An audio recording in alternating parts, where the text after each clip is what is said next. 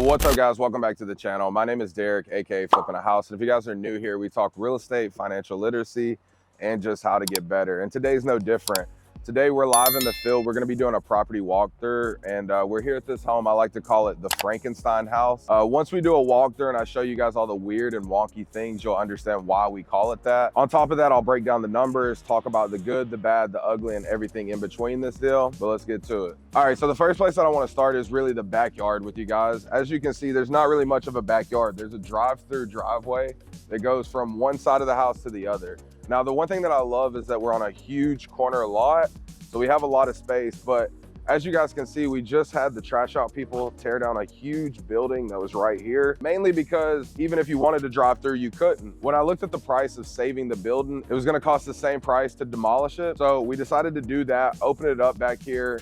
And on top of that, it's gonna create less shade so that the grass will actually grow back. And then I always think about first-time home buyers are typically families. And I know my son loves playing basketball, so now we have a lot of area for activities in this backyard. Now, another thing that I want to point out is we have a lot of weird things going on. Number one, we see this random spot of brick that's in the house. That's because they had AC window units. They didn't even have HVAC system in this house. So we had to repair that, close up the brick, fix the cracks. So on this side, as you guys can see, we have brick, which has already been painted, which is good.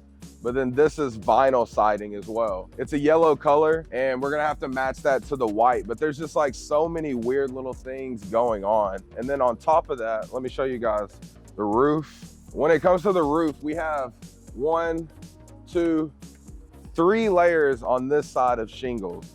On that side, there's like 4 to 5 layers of shingles. Now, this is because they probably kept getting holes in the roof. And a lot of people, to repair them, they'll just keep stacking shingles on top and layer them.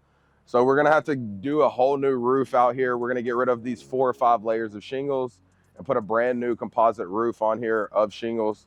But let's go inside. Let me show you some of the other weird things that are going on with this house. So now when we go on the inside, I think it's only fitting that we start with the garage, because initially this wasn't treated like a garage. It was treated like a regular addition or a room to the house. When I bought the home originally, there was LVP in here, the click-in plank, and basically it was all warped and I couldn't understand why. So when we ripped it up, we realized there was actually plywood underneath, which was still weird because we didn't have a solid foundation. And we do have foundation on each side of the room, but there's a dip, there's a big cutout square in the middle where there's just plywood. So I ripped it up. I realized that there's 2x4s and plywood to offset the weird gaps. So we're gonna have to rip all of this stuff up and even out the concrete. On top of that, as you guys can see, as you come inside, we have a lot of weird cutouts in here. For some reason, we'll get to the kitchen and you'll see, but they had the refrigerator right here, and then they had an oven cut out in the wall as well. And like I said, this is a garage. This is gonna be turned back into a garage. Like, that was my plan as soon as I walked it. Because being in Katy in these neighborhoods, it's way more beneficial to have a 2-car garage than it is this wonky, weird addition. So we're actually gonna be blowing out this whole front wall. We'll be putting a huge double garage door here, and then we'll get the concrete level, and then there'll be the hot water heater out here, and then the washer and dryer connect. But this is just one of the many weird things of this house, is this garage conversion. But let's go into the kitchen and then I'll talk about some of the other weird things in here as well. All right, so now as we step into the kitchen here, guys, there's a lot of things that I'm gonna be talking about that were super weird. And I'm gonna put some pictures up of the kitchen before right here, so you can take a look and see what it looked like. But basically, we had cabinets here that were handmade. They tried to hand make their own countertops out of concrete. It was not level, it was terrible. We didn't really have any upper cabinets, and the ones that we did, they were just super weird. They did not fit in place. There was no spot for a refrigerator. So every time that we flip a house, we like to think of functionality. And since we have a weird floor plan, this house kind of goes in a huge U shape. We have to think about how can we maximize the most amount of space. Because we do have a lot of square footage. We're at 2,200 square feet in this home, 4 bedroom, 2 bath, but it's just set up really weird. So this is the kitchen. This will be the living space. And there actually used to be a wall in the middle here. We went ahead and ripped that out. We're gonna be putting in brand new cabinets, and it will kind of come in a U shape. but it will stop right here, and we'll have like an island with the range coming down, and it'll just flow super easy. It'll be open, and then we have a pantry back here in the corner. So there's just a lot of weird things going on, and like I said, you guys had seen the pictures. And then also, because there was no AC, it was never done correctly, we did have to come in and build new fur downs, is what they call them. It's actually still wet, as you guys can see.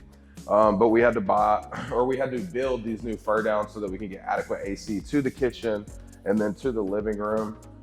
As it goes around, it'll be blowing air out in here and in here as well. And then, like I said, it'll be pretty open. But one of the weirdest things when I bought this house, I guess the people that lived here before, they were musicians. So they actually had a stage in here, like a full-blown stage. They would do like art shows. It was just super weird. But I guess that's just how they live their life, right?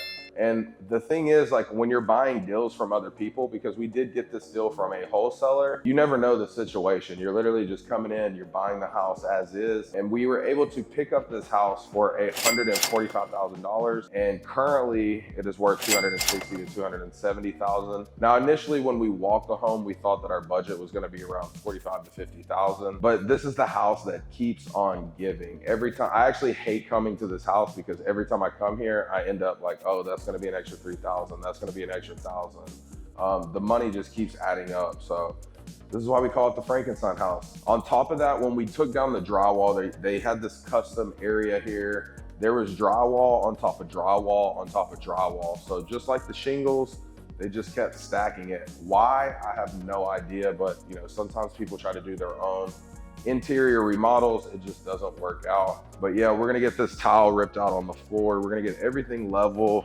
And the home is really coming together, as you guys will see as we walk around the other side of the home as well. All right, so as we walk through here, this is actually the front door entrance, and you would come in and you can go to the right and go to the living space kitchen, or you can go to the left. And this side is basically all of the bedrooms. Now, as we walk through here, you guys will see we have a lot of custom cabinetry and just weird little nooks. And then we get to the first bedroom here, and then we have the master. But we'll start over here with this bedroom and work our way around, mainly because I want to point out all of the weird things that are going on with this house. So the first thing that you guys need to think about is the window trims, right? If you notice, none of them are the same. So we have a normal window trim right here, and this one has a full cutout box trim. On top of that, if you guys look at the top, we have the finishes with the trim. They're all different in each bedroom. Now, this isn't a big deal because the paint's gonna be the same. It's not something that people are gonna pay attention to, but there's just a lot of weird finishes that the old homeowner did.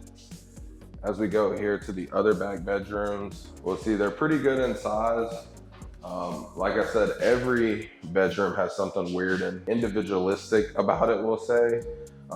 The thing with these rooms too is that they all connected. So all of the closets were blown out in this house. It's really weird. And I'm not even gonna lie, when I bought this house, I thought it was like a swinger situation because I've seen some weird things in houses before, but I've never seen all of the bedrooms connect, and I couldn't understand why. Now, when I spoke to the wholesaler, he did let me know that the prior seller was a handicapped person, and to move around easier, he had blown out a lot of the walls, which made a lot more sense.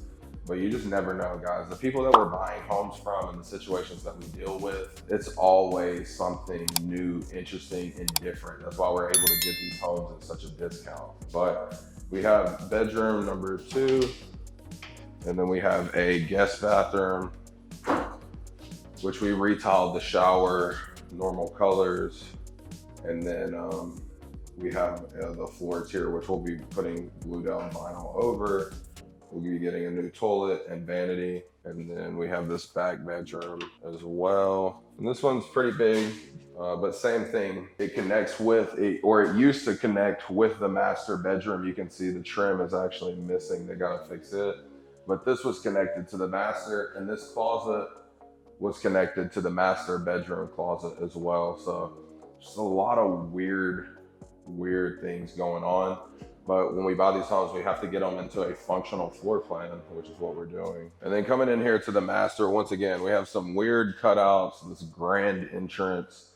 And then when you come into the master in here, There's just a lot of weird things. So the first thing I'm gonna point out is, once again, the crown molding. As you guys can see, there's just different, in each corner, there's this extra finish.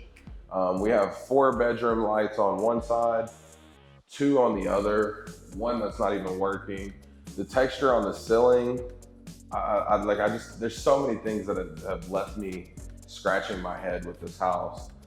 But it is a pretty good sized master. And like I said, this house goes in a U, so you have perfect view of the little courtyard area.